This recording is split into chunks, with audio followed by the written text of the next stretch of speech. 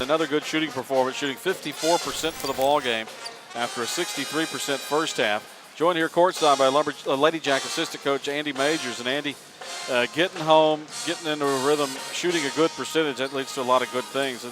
Out-rebounded them by 11, shoot another good percentage, and a nice 20-point win right back in the thick of things. Yeah, it sure is good to be back home. And, you know, we kind of built off the last game where we had 5 players in double figures. Tonight we had 4 players in double figures. You know, KK was 1 point shy. I mean, we're sharing the ball a lot more.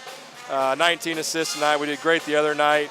It's crazy. There wasn't a lot of rebounds this game because both teams shot the ball really, really well. I mean, they shot 43%, and, you know, hats off to them because they lived in the paint. We couldn't keep them out, and, you know, something like that, something we really have to work on as we go forward. Lady Jacks jumped out to an early lead. They cut I think we led by 9 in the opening 6 minutes. They cut it to 18-13. And then we closed the half on a 27-12 run to really kind of open things up in the first half. And I really felt like that closing out the first half the way we did without Portia Roberts sitting on the bench with 2 fouls really showed you how balanced this team has become. Oh, very balanced. And, I mean, we preach this to our kids all the time. You know, we don't have an offense for one player. You know, I mean, to have players, 4 or 5 guys a night that are getting double figures, that's huge because we share the ball. And, you know, we have multiple threats. You know, obviously we want Portia out there, but at the same time we don't panic a whole lot.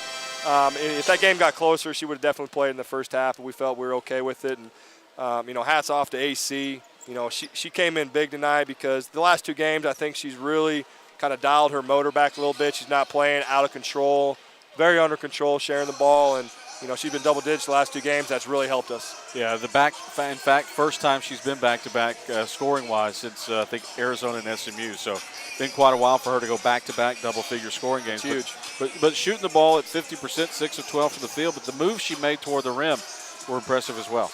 You know, she's versatile. You know, she's got guard skills for her big size. And, you know, the last 2 games are really the picture of what we recruited her a couple years ago to be like. And I know she has a lot more in her, and hopefully if she continues to score like that, I mean, it's going to be tough to beat us on a you know, day in, day out basis. You know, Brandon and I talked about the need for some people to get some scoring. You got 11 from Dalen on 3 of 7 shooting, and the 17 from Carter, a career high, by the way, for her.